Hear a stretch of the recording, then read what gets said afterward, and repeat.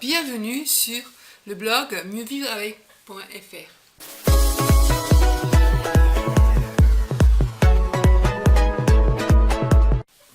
Sur ce blog, en fait, je vais vous parler de pas mal de choses parce que finalement, ça va être mon blog principal. En sachant qu'à côté de ça, j'ai un blog que j'ai créé en mémoire de ma mère, mon chat de race, et .fr et zenfingers.fr où je propose d'aider les personnes à soulager leur affection courante, leur petit bobo, par la pratique de médecine douce, telles que l'acupression, la réflexologie, voilà. Donc, sur mieuxvivre.fr ainsi que sur la chaîne YouTube, je vais vous parler de sclérose en plaques, c'est une maladie que j'ai depuis des années et qui m'a été diagnostiquée en 2007, d'abord en rémitante, puis en secondairement progressive.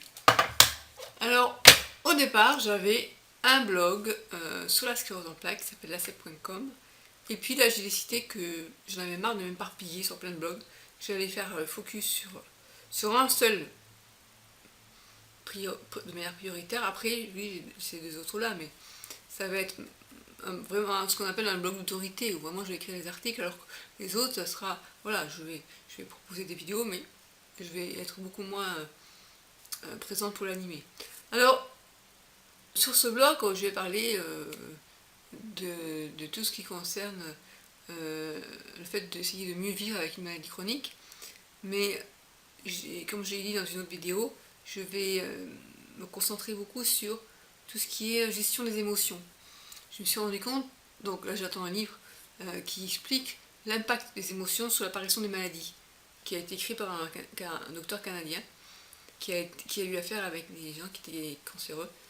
Bref, voilà, après je vais vous présenter mes livres. J'ai écrit le livre C'est docteur à côté de la plaque où j'explique mon parcours. J'ai écrit des livres sur la sclérose en plaques, dont Fuck la CEP. À la base, je suis docteur en droit de la santé. J'avais un blog qui s'appelait monblogjuridique.com où voilà, j'avais donné, comment dire, en fait, sur ce blog, j'ai essentiellement aidé les personnes qui ont un blog marchand à être conformes à la loi, et j'ai décidé d'arrêter parce que, voilà, encore une fois, je vais arrêter de m'éparpiller. Mais ce qui ne veut pas dire que je vais peut-être pas avoir, je pense que je vais avoir une page spéciale droit quand même, si vous avez besoin de, par exemple, je vais peut-être parler du cyberharcèlement, de harcèlement à l'école, du droit concernant le blogging, quand on crée un site internet, quelles sont les obligations du vendeur ou du blogueur, parce que le droit est partout en fait, on est d'accord, voilà. Donc vous pouvez me poser des questions en rapport avec le droit, je ne vous promets pas d'y répondre parce que je ne suis pas non plus avocate, et voilà. C'est quand même pas le but de ce blog, mais on parlera aussi du droit du patient, le droit de la personne handicapée, parce qu'on connaît toutes les démarches compliquées pour obtenir des aides de la MDPH. Pour ceux qui ne savent pas ce que c'est que la MDPH, c'est la maison pour les personnes handicapées. Bon bref, c'était juste une présentation du blog, et j'ai hâte de vous présenter d'autres articles et d'autres vidéos.